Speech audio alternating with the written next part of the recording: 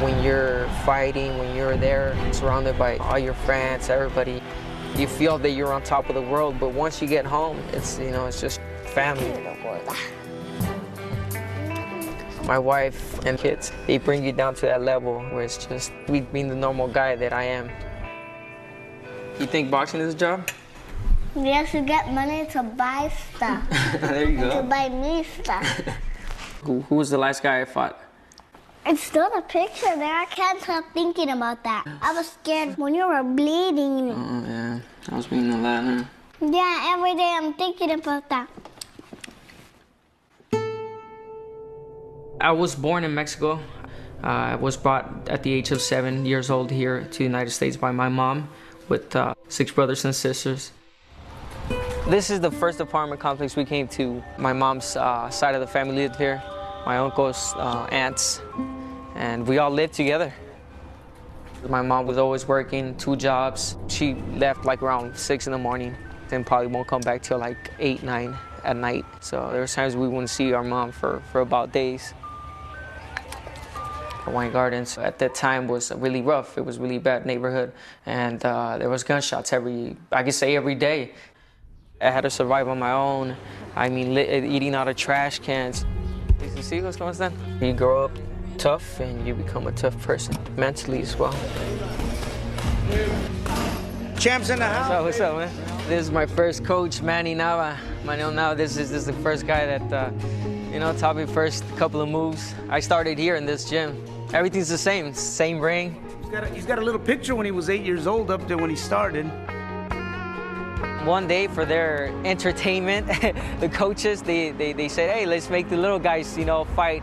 So they put me in the ring. I got into it with another kid, and it was fun. I liked it. I made the kid bleed, cry, and it just, it made me feel good. And that, started to be an everyday thing. And now, knowing that going in that ring, I'm providing for my family, it gives me the strength, to just go out there and do my job.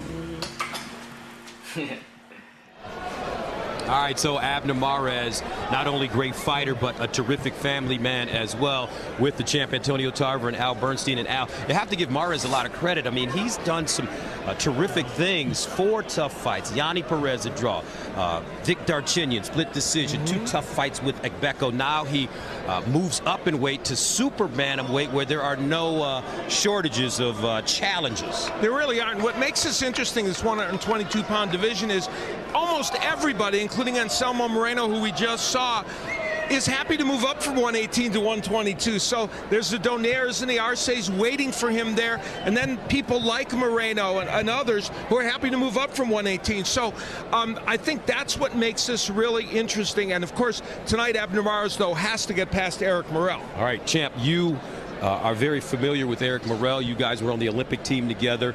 Morel has had some challenges outside of the ring that he's put behind him. But at 36 years old, at this weight class, with the little guys, he may be past his prime. Can he still do it? I think he can. I don't believe he's past his prime, because the prime is how much punishment have you taken in a fight. And Eric Morel has really never been dominated, hasn't been seriously hurt in a fight, and he's won most of all his fights, over 43 fights. So I think he has the skill. I know he can fight. I think he has the skill to do something special tonight. He knows that this could be his last and final opportunity.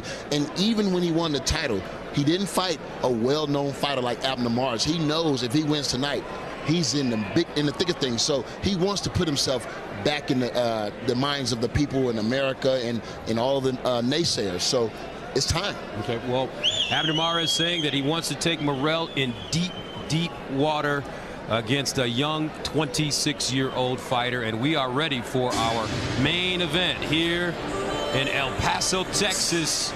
The challenger entering the ring, Eric Morel, former champion, along with Abner Mares, and according to him, a do-or-die moment for this 36-year-old.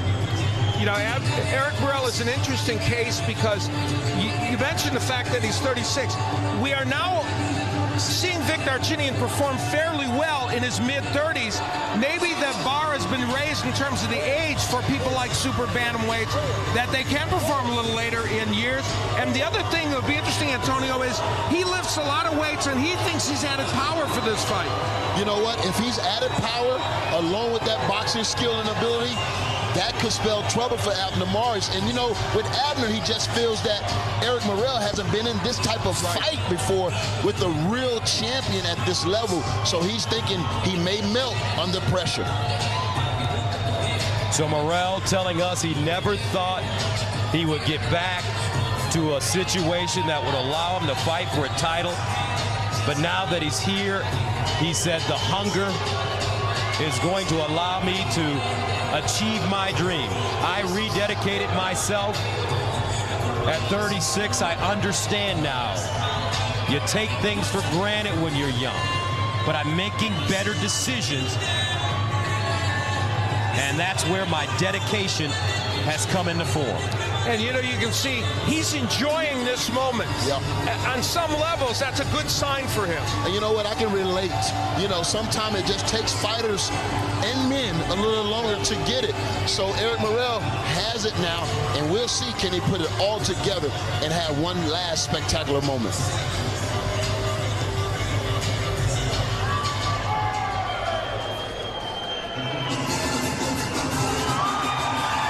And the champion,